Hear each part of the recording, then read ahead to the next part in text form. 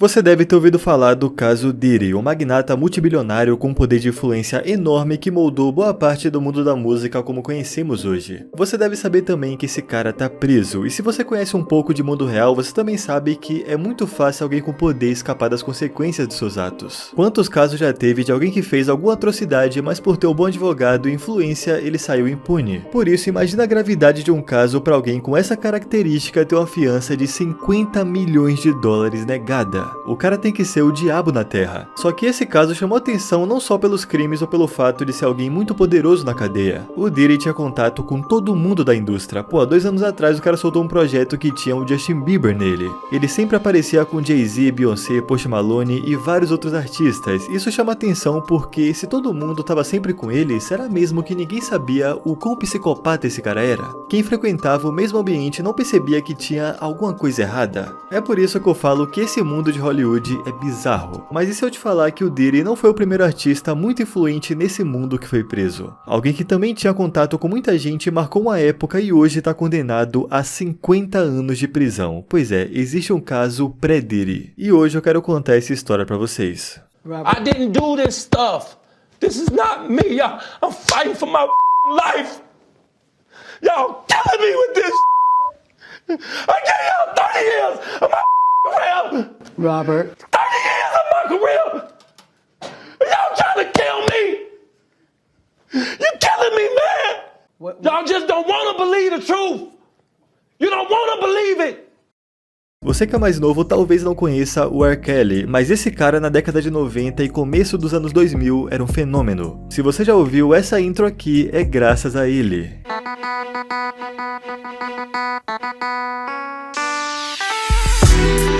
Pô, cara, essa música é muito boa e eu queria deixar ela tocando por mais tempo, só que não dá por copyright, enfim. De qualquer forma, esse cara foi um dos artistas mais bem-sucedidos da história, ganhou Grammy, assim como Diddy, ele também impactou muito na indústria. Só que desde a década de 90 já tinha algumas acusações bizarras contra o Kelly, e a maioria delas envolvia menores de idade. Guarda essa parte que vai ser importante. Mas pra entender como um artista desse tamanho demorou quase 30 anos pra sofrer as consequências dos seus atos, a gente tem que entender primeiro o contexto daquela época. Diferente de hoje, com internet, rede social e essa cultura da informação rápida, naquela época, para algo chegar ao público dependia de notícia em jornal, TV e esses meios mais tradicionais e por consequência mais lento. Hoje, se alguém for acusado de algo, na hora seguinte já tá espalhado pela internet, mesmo que seja mentira. Só que antigamente era muito mais fácil manipular ou até mesmo impedir que alguma informação chegue ao grande público e por consequência gere uma pressão popular. Mas por incrível que pareça, isso é uma faca de 2 gumes, porque ao mesmo tempo que a pressão popular da época não se compara de hoje em dia, por outro lado isso fazia com que as pessoas fossem menos polidas, fosse um pouco pior em esconder coisas duvidosas. E o caso do R. Kelly é o exemplo perfeito para isso, logo você vai entender o porquê. Na sua ascensão, Kelly conheceu muitas pessoas desse meio, colaborou com Jay-Z, Snoop Dogg, Big, Lady Gaga e até mesmo o Michael Jackson, para vocês terem a ideia do talento do cara. E nesse ambiente que é muito fácil criar conexões, o produtor de um é amigo de outro artista que conhece fulano, enfim, é muito fácil conseguir ligação com pessoas conhecidas desse mundo. Mas nesse meio, Kelly conheceu a sobrinha do seu manager, a Lia. Ela é de longe um dos casos mais bizarros da indústria, um artista muito jovem que tinha tudo para ser o sucesso do nível da Beyoncé e que morreu aos 22 anos de uma forma muito suspeita. Tem várias teorias sobre esse caso que eu até pretendo contar para vocês em algum outro momento. Mas só para ficar registrado, na época que o Kelly foi apresentado para Lia, ela tinha 12 anos. Logo de começo ela chamou muita atenção dele, a pior parte é que não foi só pelo seu talento. 3 anos depois de se conhecerem, quando ela tinha 15 anos, a Lia lançou seu primeiro álbum. E a pessoa por trás da produção desse álbum foi o próprio Kelly. E curiosamente, o nome desse álbum é Idade Não É Nada Além de um Número. Ao mesmo tempo que esse álbum foi lançado, tinha alguns rumores que ela e o Kelly estavam namorando. Detalhe pro fato que nessa época ele tinha 27 anos, enquanto ela tinha 15. Eu acho que no fundo ele sabia o quão bizarro era isso, porque tem uma entrevista que eles chegam de roupa combinando e são perguntados se estavam namorando. É uma coisa muito esquisita. Okay, let's clear something up, because you know I've been getting a rundown on the street. Everybody seems to think that y'all are either girlfriend or boyfriend, or cousins, or friends. Let's just get the record straight. I better go get me a white Jeep. Well, no, we're not related at all. No, we're not. We're just very close. He's my best friend. Yeah, cool. Now who found who? In the whole wide world. And for the record, you are how old? That's a secret. Women doesn't disclose her age. Uma garota de 15 anos teve que quebrar o clima e responder uma pergunta porque o humano de 27 não conseguia, era bizarro. Você percebe como antigamente as coisas eram bem esquisitas que ninguém achou suspeito um cara 12 anos mais velho ser melhor amigo de um adolescente. Inclusive, a piada que o Kelly faz quando perguntam se eles namoravam, que ele fala é melhor eu pegar meu Jeep branco, é uma referência ao O.J. Simpson e aquela famosa perseguição policial do cara fugindo no Jeep branco. Como que ninguém percebeu isso na época, mas calma que ainda dá pra piorar. Lembra que eu falei antes sobre as pessoas não serem tão polidas nessa época pra esconder algumas coisas? Então, como eu disse, o Kelly conheceu a Aaliyah quando ela tinha 12 anos, e nessa época ele tava fazendo seu primeiro álbum, e conhecer a Aaliyah refletiu diretamente na segunda música desse álbum, She's Got a Vibe. Quando você para pra analisar a letra dessa música, é uma coisa de psicopata. Vamos lá, abre aspas. Garota, você me deixa excitado, e eu me pergunto se eu poderia te levar pra casa. A mini saia justa que você usa, eu não consigo evitar, eu não consigo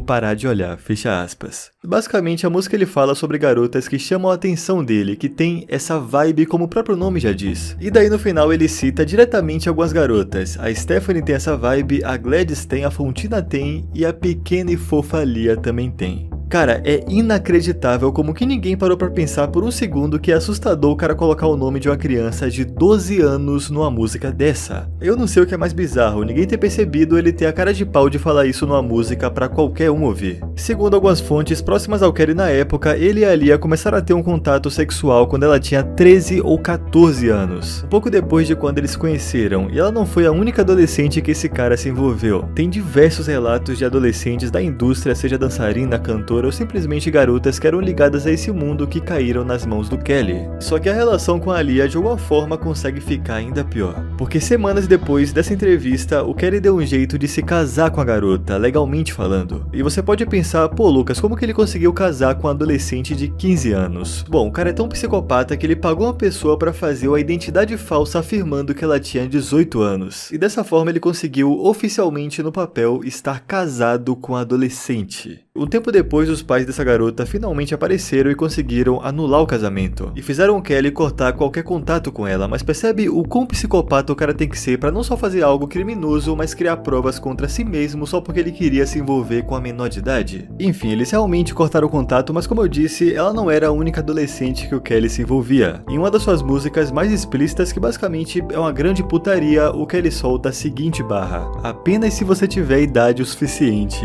18 pra cima ou 16 pra baixo. Como que ninguém ouviu isso aqui e se perguntou que porra é essa, moleque? Eu não tô falando de um cara aleatório, eu tô falando de um dos artistas mais populares da época, e o cara nem tá tentando esconder que ele gosta de criança. Quando eu falo que esse caso foi o pré-Diddy, é porque no caso dele as coisas aconteciam mais por debaixo do pano. Tinha coisa que vazava, mas não era tão explícito assim. Imagina se o Diddy coloca numa música que ele trafica a mulher. E assim como o Diddy, o Kelly conseguiu escapar das consequências por muito tempo, pelo fato de ter dinheiro e influência. Em 2002 ele foi acusado de produzir pornografia infantil, não contente em se envolver com menores de idade, ele ainda gravava o ato. Acontece que uma dessas fitas acabou vazando, só que como na época a qualidade de imagem era horrível, não tinha como afirmar com 100% de certeza que era ele. O Kelly conseguiu adiar esse julgamento por 6 anos e, curiosamente, em 2008, os pais e a garota envolvida se recusaram a testemunhar de última hora, então, ou seja, deve ter rolado ameaça ou suborno. Quando eu falo que com poder e dinheiro você consegue escapar de muita coisa, é por causa de casos como esse. Acontece que mesmo sendo absolvido, tava mais do que na cara que ele de fato era no mínimo pedófilo. Só que agora ele tentava disfarçar um pouco, mas tinha vez que era difícil de esconder. Do you like teenage girls? When you say teenage, how are we talking? Girls who are teenagers. 19? 19 and younger. I have some 19-year-old friends, but I don't like anybody illegal if that's what we're talking about, underage. Some people think that you like underage girls. What do you say to them? Well, those people that don't know Robert, they don't know me.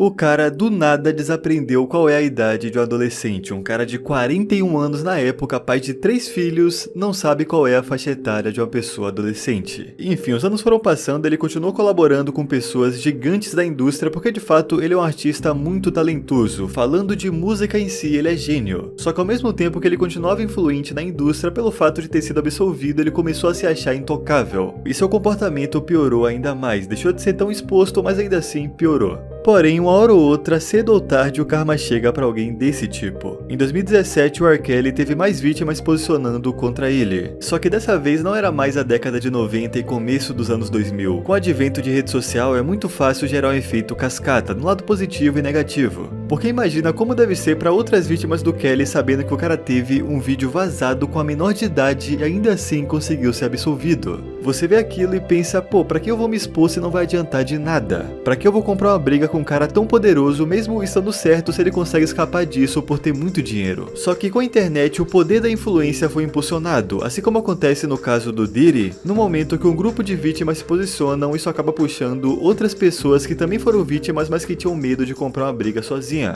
Em 2017, começou o movimento contra o assédio sexual na indústria do entretenimento como um todo, não se limitava só à música. Foi a partir daí que várias pessoas se posicionaram e produtores famosos foram presos por uma porrada de crime. Então, ao mesmo tempo que esse movimento de não se esconder só porque a outra pessoa é poderosa começou, o Kelly foi acusado de tráfico sexual. Uma repórter que investigava a vida dele antes e depois do julgamento de 2008 apresentou provas que pelo menos 6 mulheres eram mantidas presas numa espécie de culto sexual. Além disso, as garotas que eram abusadas quando eram crianças, agora já adultas com noção de mundo e impulsionadas por aquele movimento, decidiram relatar o que elas sofriam na época que eram menores. E como eu disse antes, não era mais a década de 90 que você conseguia varrer para debaixo do tapete alguma acusação, que demorava para a notícia chegar ao grande público. Nos tempos atuais, o Kelly tinha que se posicionar e dar um esclarecimento o mais rápido possível. E aqui foi ladeira abaixo. O Kelly na entrevista ficou totalmente fora de controle. Em vários momentos ele tenta pagar de vítima e ele fala as coisas sem nem olhar para a mulher que tá entrevistando ele. A entrevistadora que faz a pergunta e ele responde olhando para a câmera. Parece que é tudo para fazer uma cena. I need help. What kind of help? This is the kind of help I need. Yes, what kind of help? I need somebody to help me not have a big heart. Because my heart is so big.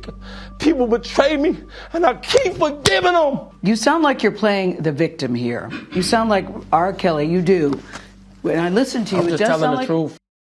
4 meses depois dessa entrevista, o Kelly foi preso. E agora não era uma acusação de uma pessoa ou outra, era uma acusação federal que remontava crimes desde 1994. Curiosamente, o mesmo ano que aquele álbum da Aaliyah foi lançado. Seus crimes incluíam assédio, tráfico humano, pedofilia, sequestro, cárcere privado, produção de pornografia e suborno. Esse último foi porque ele subornou um agente para conseguir a identidade falsa usada para o Kelly casar com a Aaliyah. E no final de 2021, a carreira de um dos caras mais talentosos da música chegou ao fim. O cara que colaborou com o Michael Jackson no final desse ano foi declarado culpado de todas as acusações. Até o caso do Diddy, que ainda vai ser julgado, nenhum artista na história foi tão condenado quanto o R. Kelly. Em 2023 ele foi condenado a mais 20 anos por pornografia infantil. Foi descoberto que ele produziu 3 vídeos abusando da sua afilhada de 14 anos. Então ao todo, um dos artistas mais bem-sucedidos da história foi condenado a pelo menos 50 anos de cadeia. E esse foi o caso R. Kelly. Muito obrigado por acompanhar, se inscreve no canal que é muito importante, um abraço e até o próximo conteúdo.